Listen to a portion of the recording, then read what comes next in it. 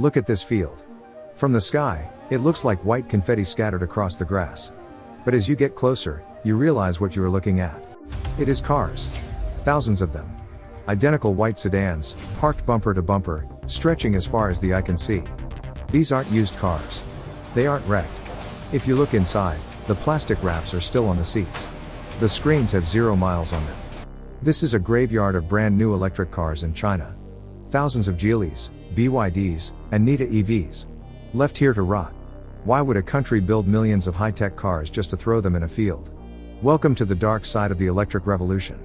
This isn't just waste. It is a multi-billion-dollar scam. To understand this disaster, you have to follow the money. A few years ago, the Chinese government set a massive goal: to become the world leader in electric vehicles.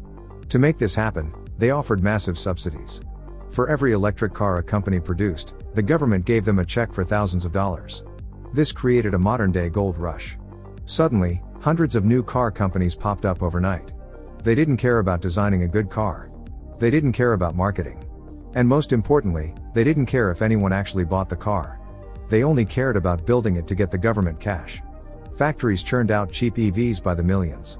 But eventually, reality hit. The supply was massive, but the demand wasn't there. So, what do you do when you have thousands of cars that nobody wants to buy? You fake it.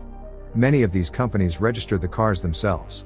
They created fake ride-sharing companies, bought their own inventory to claim the subsidy, and then drove the cars directly from the factory line into these open fields. On paper, these cars were sold. In reality, they were abandoned the moment they were born.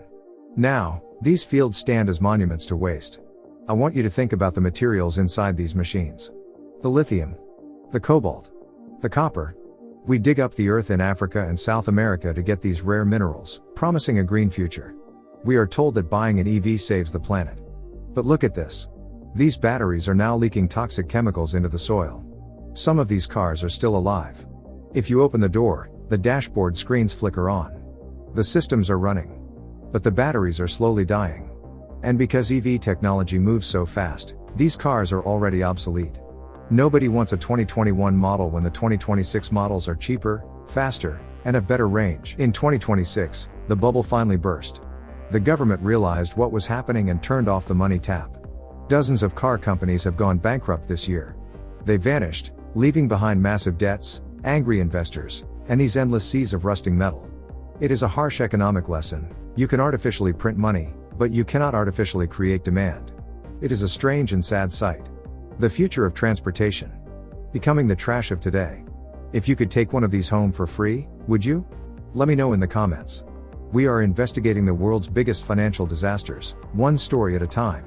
Make sure to subscribe to The Luxury Life, and I'll see you in the next video.